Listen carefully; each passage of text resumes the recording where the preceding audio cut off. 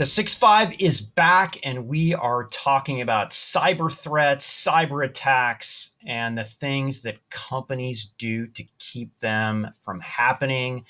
Daniel, as we keep spreading all that data around, whether it's from on-prem to cloud, the 4 different versions of cloud, API-driven, enterprise SaaS, all of this stuff gets a lot more difficult, doesn't it?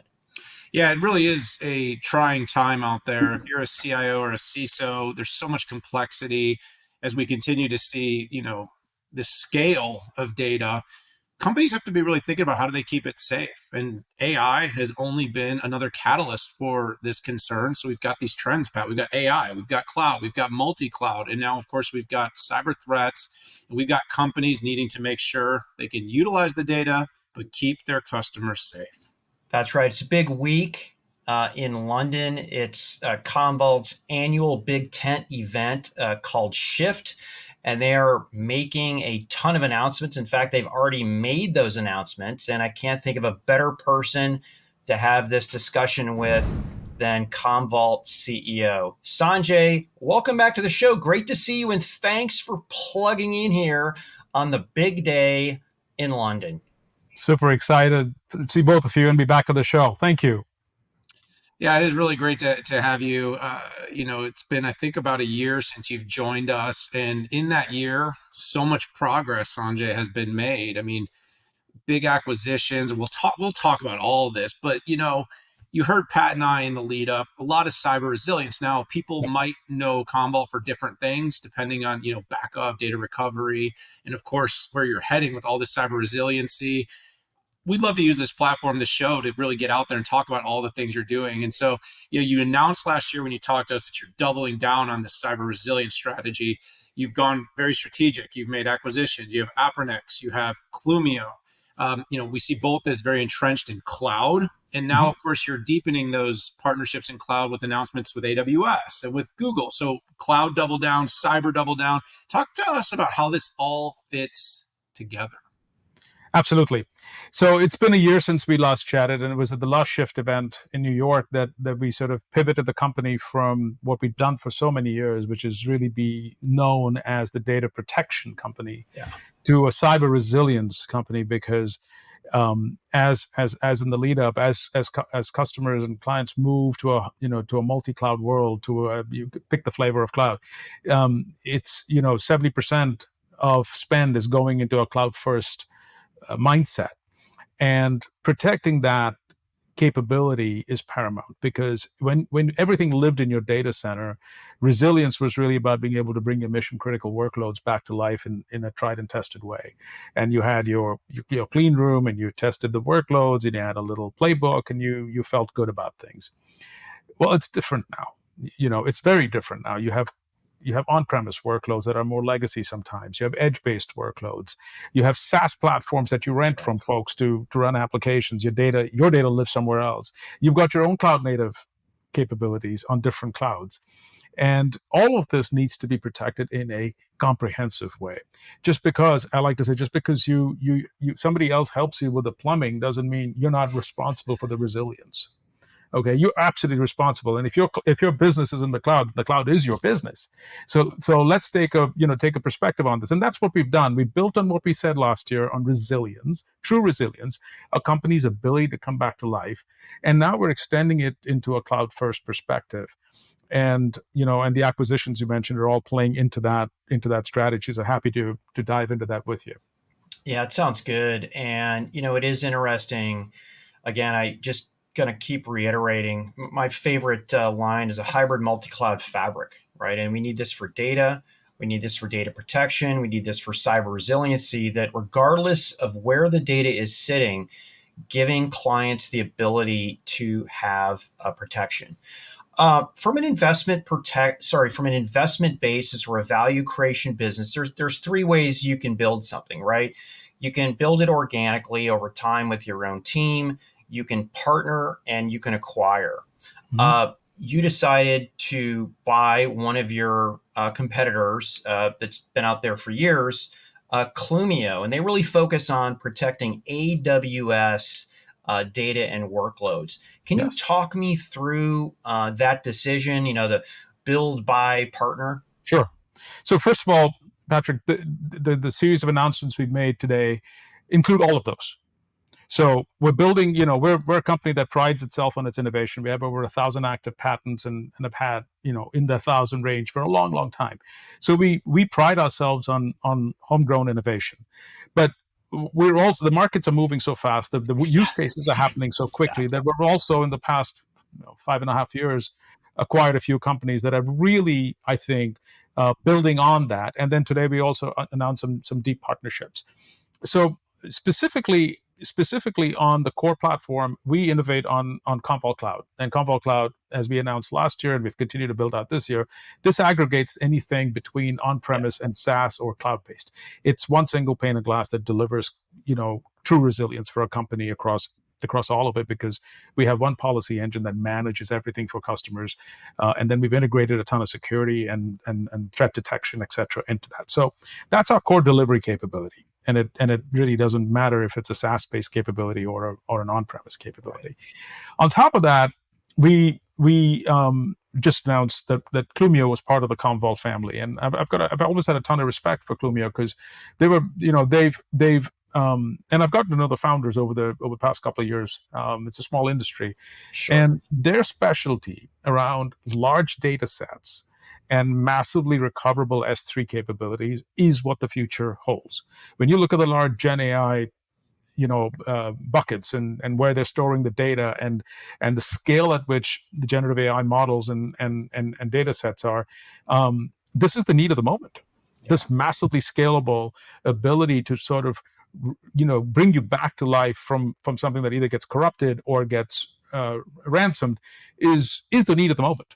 And we're really excited to have them as part of the family. And they've got some amazing technology that, we showed on stage, stuff that hasn't even been released yet, where we rolled back, tens of billions of objects in minutes, which otherwise would have been unfathomable how much time it would take, how expensive it would be, and how unreliable traditional methods would be. So we're looking at like that particular acquisition for this amazing technology and the smart folks there to help us build out the fabric on true multi-cloud resilience. Yeah, and Sanjay, making these acquisitions, continuing to be disruptive and innovative, bringing in things that are kind of incremental and also truly shift the business is really hard. And then, of course, you've got to do all the cultural stuff. This, getting all these companies to come in and fit. And it seems you're off to a good path. And what we're hearing at Shift seems that you've really kind of found some companies that make a lot of sense, fit in. You could pretty immediately provide value to customers. I think these are all great steps. You also, you did a deal with Appranix, and that deal is now about 5 or 6 months old. April. I think we bought them in April. Yeah. So April. Talk a little bit about Appranix and why it's such a game-changing product here, and what's coming here at Shift.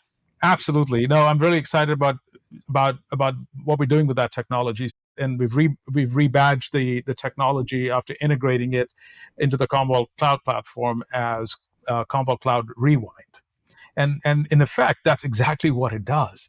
It basically helps you rewind state. So if you have a cloud native app that your organization's built that has just calls on a bunch of resources, they're loosely coupled, they have orchestrators, and on the surface seems all very easy. But when you have to bring back data, state, metadata, and everything that goes with it, and recompose the app and not lose what you had at the time that either there was an event of some kind on any cloud, okay, is actually not that easy, and is exactly what the future needs, because as we build more cloud native apps after the lift and shift motion's done, you're going to need to be able to protect them. And again, protecting these cloud native apps, these loosely coupled orchestrated apps in the way we did traditional things is just not going to work. Okay, and it needs a different level of compliance and resilience. So when you think about rewind, you're literally bringing it back to a previous state, all of it. And so the subtlety in what we're doing here, guys, is we're extending the platform for both breadth and depth. So on Commvault Cloud, we've always been known for no workload left behind. Today, we're saying no cloud left behind with some of the Right. partnerships that we're announcing, and no application left behind. So whether it's a cloud native app or a VM or or a SaaS app, we're going to make sure you've got resilience across all of it. And with the Clumio acquisition, we're going super deep with, like in this case, S3, okay, or the next gen apps that are built on S3.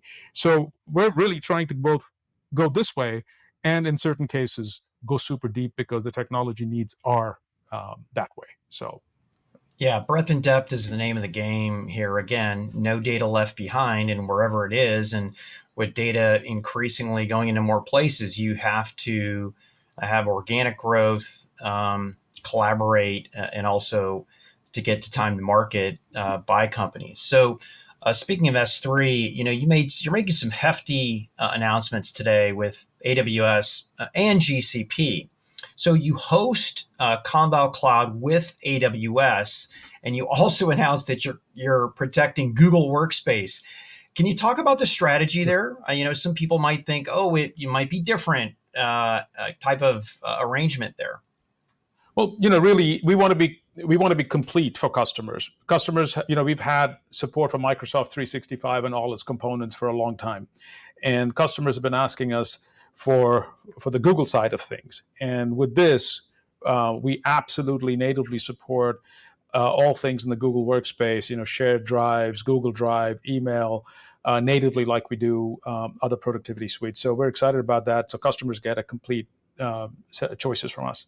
It's super interesting, son. And as you're talking about that, all of a sudden comes to my mind is AI, and actually the stunning fact that we've gone 4 or 5 questions and not really asked you much about AI. And I just want to drill down on something you just answered there in the last question before I get on to what I was originally planning, and that's, is AI driving a lot of simplicity here? Is this part, because you haven't said the words a lot, and I kind of love it, and I'm kind of nervous about it.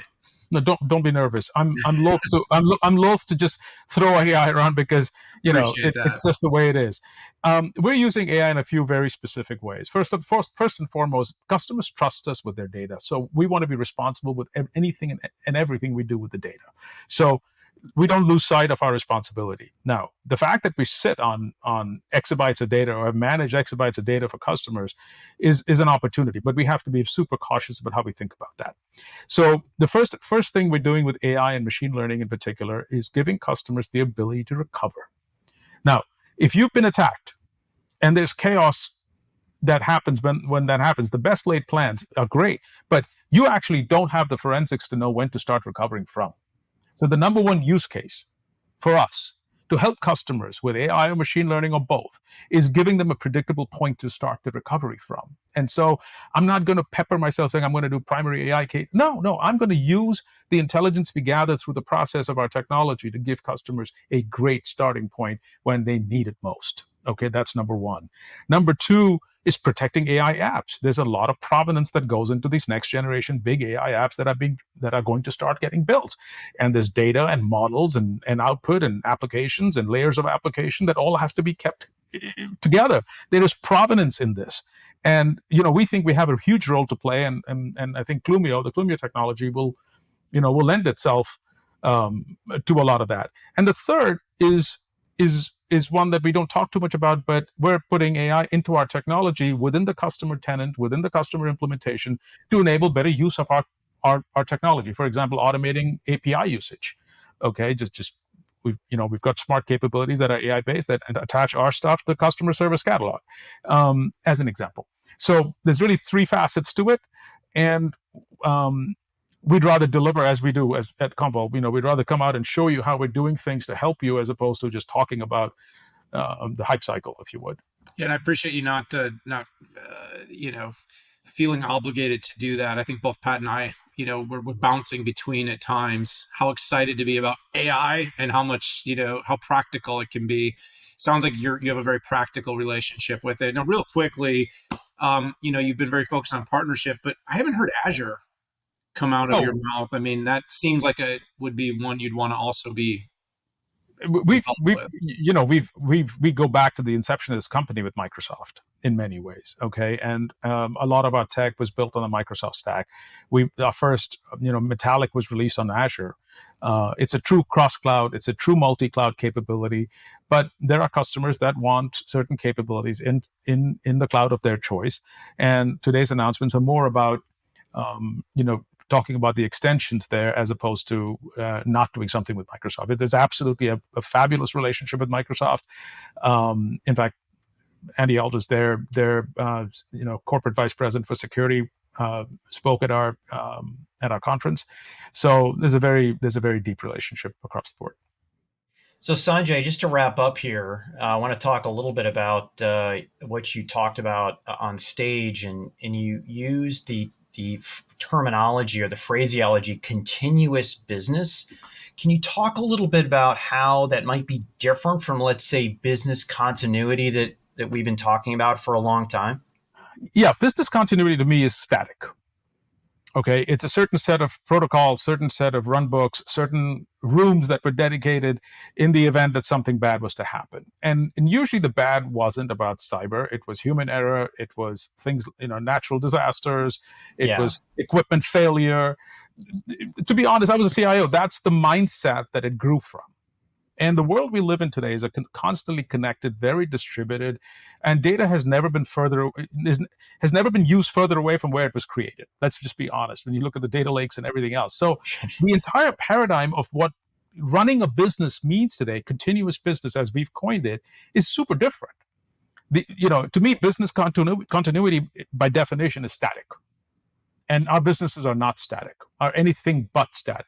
And so it's really turning that on its head and saying, well, now what do we need to do? So things like continuous readiness, being able to test your capabilities real time at scale for every workload, continuous security.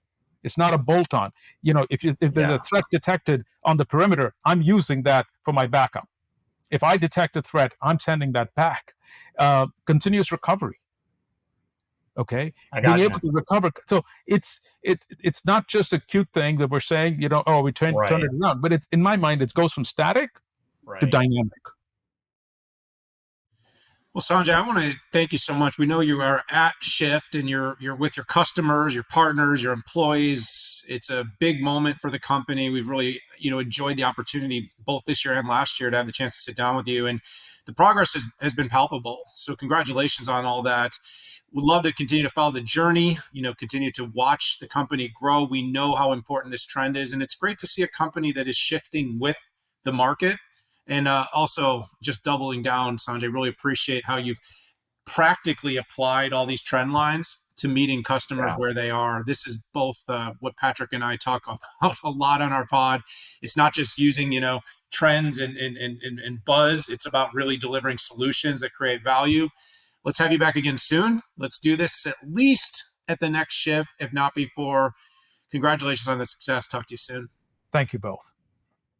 And thank you everyone out there for being part of the 6-5. We're on the road at Commvault SHIFT virtually.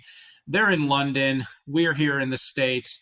Look forward to catching up with all you. Hit that subscribe button. Check out the show notes for more information on all of the things that we talked about today. It's time to say goodbye for now, though. We'll see you soon.